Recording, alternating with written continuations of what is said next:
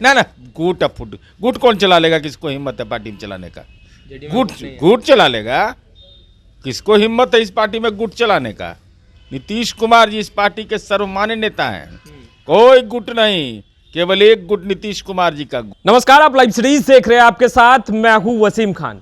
JDU के अंदर दो फाड़, लगातार खबरें चल रही है और तस्वीरें जो निकलकर सामने आ रही है वो भी चिंताजनक है।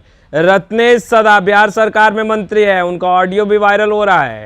हालांकि उस ऑडियो की पुष्टि हम नहीं करते, मगर उस ऑडियो में मंत्री रत्नेश सदा ये कहते दिखाई दे रहे हैं कि मंत्री अशोक चौधरी का पुतला दहन कीजिए, यानी कि जेडीयू में कुछ ठीक ठाक नहीं चल रहा है। हमारे साथ नीरज जी हैं, अक्सर बेबाकी से विपक्षी दलों को जमकर खरी खोटी सुनाते हुए दिखाई देते हैं। आज खुद के दल में जो चीज़ चल रहा है, जो वायरल हो रही है ऑडियो, उसे नीरज जी कैसे देखते हैं? आज कुछ बोलेंगे? कि मैं ऑडियो की तो पुष्टि नहीं करता, लेकिन यह उम्मीद जरूर करता हूँ। रत्नेश सदा जी हमारी पार्टी के बहुत पुराने कार्यकर्ता हैं और कार्यकर्ता के रूप में पार्टी को सींचा और संवारा है, और माननीय नीतीश कुमार जी ने उनको सम्मान दिया है। इसलिए ऐसे मंतव्य, अगर वो ऑडियो की पुष्टि मैं नहीं कर रहा, लेकिन अगर ऐसे मंतव्य है तो चिंताजनक है और दुखदायी है, और हम उम्मीद करते हैं कि ऐसे बयान से बचना चाहिए।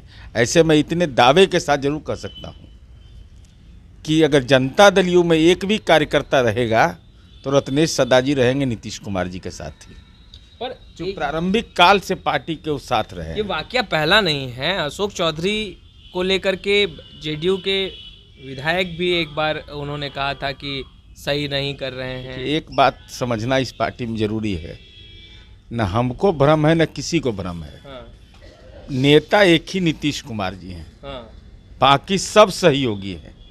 अगर थोड़ा सा भ्रम हमको हो जाए कि हम नेता हो गए तो परेशानी का सबब इस पार्टी में बन जाएगा। क्योंकि इस पार्टी का एक स्वभाव रहा है, हमको भी 39 वर्ष हो गया है पार्टी में। नीतीश कुमार जी के साथ पार्टी का पंचायत का अध्यक्ष भी नीतीश कुमार जी को नेता मानता है। ठीक है, हम एमएलए बन जाएं, एमपी बन जाएं, मंत्री बन जाएं, वो अलग विषय हो सकता है, लेकिन पार्टी का कार्यकर्ता नेता उनको मानता है, नेतृत्व उनका मानता है।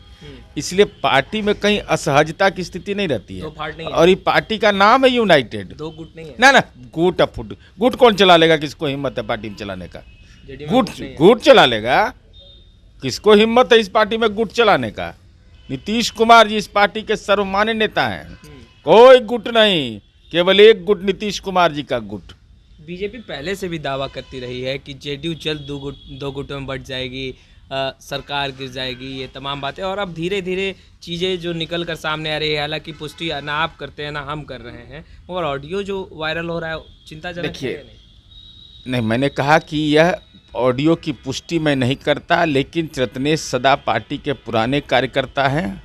हम यह जरूर कहेंगे कि ऐसे मामले में संयम बरतना चाहिए, धैर्य रखना चाहिए।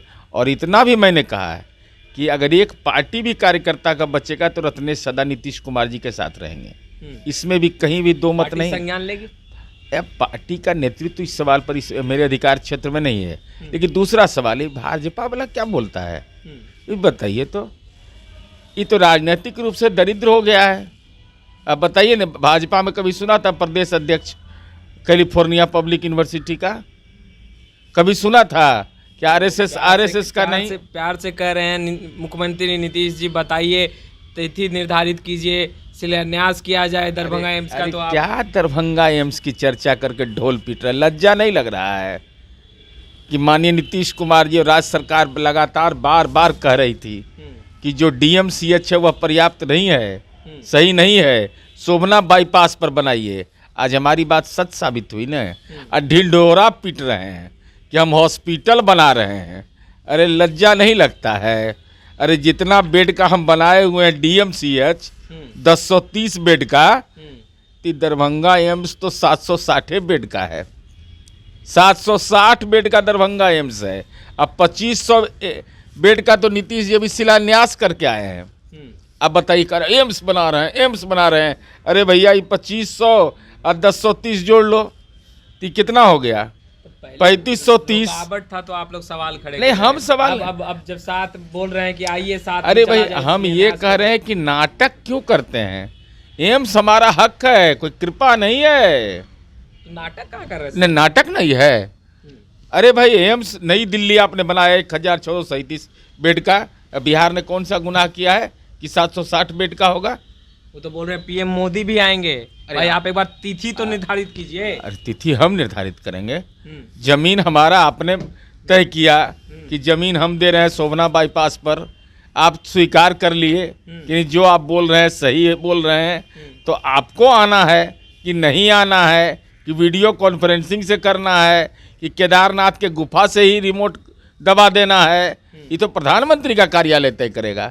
हम कौन होते हैं तय करने वाले? सम्राट चौधरी कह रहे हैं कि मुख्यमंत्री नीतीश जी एक बार तिथि बता दें क्यों? कि वो किस बात कब के लिए? चलेंगे साथ में। केंद्रीय परियोजना साथ में है। चलने बोल रहे हैं। अरे नीतीश कुमार जी को क्या है, लाज लगेगा उनके जैसा लाज लगेगा। 11 वर्ष में हम इंटर के बाद BA पास किए हैं। प्रधानमंत्री नरेंद्र मोदी को लाज न लगेगा भाई कि 67 में हम मैट्रिक पास, इंटर पास किए और 78 में BA पास किए। लाज लगेगा आदरणीय प्रधानमंत्री जी को ना कि हमारा DNA खराब बता रहे थे, हमारे साथ आके खड़े होंगे। लाज लगेगा प्रधानमंत्री नरेंद्र मोदी को ना कि 5 जनवरी 2017 को महागठबंधन की सरकार में राष्ट्रपिता महात्मा गांधी के गांधी मैदान में उन्होंने कहा कि शराबबंदी फैसला करके नीतीश कुमार ने साहसिक फैसला लिया है। लाज लगेगा नरेंद्र मोदी को ना। नरेंद्र मोदी को ने कहा कि डॉक्टर राम मनोहर लोहिया, जॉर्ज फर्नांडिस के बाद नीतीश कुमार ही नेता हैं। लाज लगेगा नरेंद्र मोदी को ना कि हमने जो 1,25,000 करोड़ का पैकेज दिया है, तो कौशल विकास विश्वविद्यालय का भी स्थापना कहाँ है? अच्छा, इसका भी शिलान्यास कर दीजिए। आप लोग तो खुद अपने आप को और पार्टी के जितने नेता हैं सब आप लोग कहते हैं कि आप लोग बहुत समाजवादी नेता हैं। आपके जो पार्टी के जो नेता हैं मुख्यमंत्री नीतीश कुमार, वो समाजवादी हैं।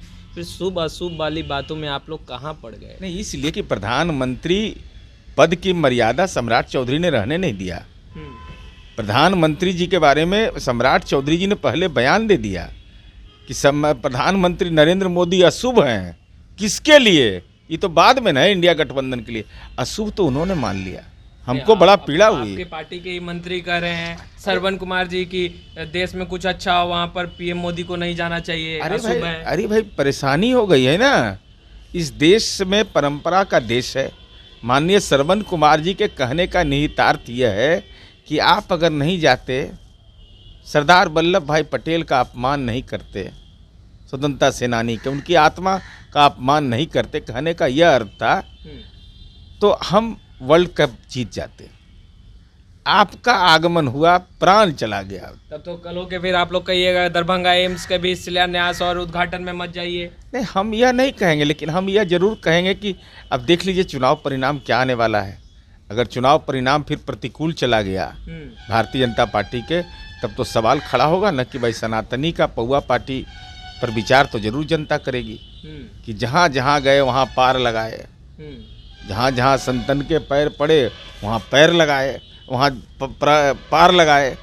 तो ये तो वर्ल्ड कप में चूँकि इन लोगों ने इन्होंने जो पटेल समाज का और सरदार पटेल का अपमान किया।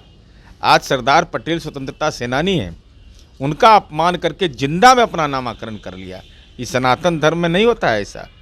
सनातन धर्म की परंपरा है कि शरीर छोड़ने के बाद ही उसका नामाकरण होता है या उसकी कोई भी प्रक्रिया होती है, कर्मकांड होता है। तो राजनीति का कर्मकांड आप पहले ही कर लीजिएगा। इस सबसे तो लगता है ना कि मन में लगता है, लोगों को मन में एगो बोध पैदा होता है कि जिंदा में कोई करेगा तो अशुभ तो उसी के चलते नहीं हो गया, एक आशंका रहती है। तो आपने सुना नीरज कुमार जी को। खैर इस वीडियो में इतना ही। आपका बहुत बहुत शुक्रिया।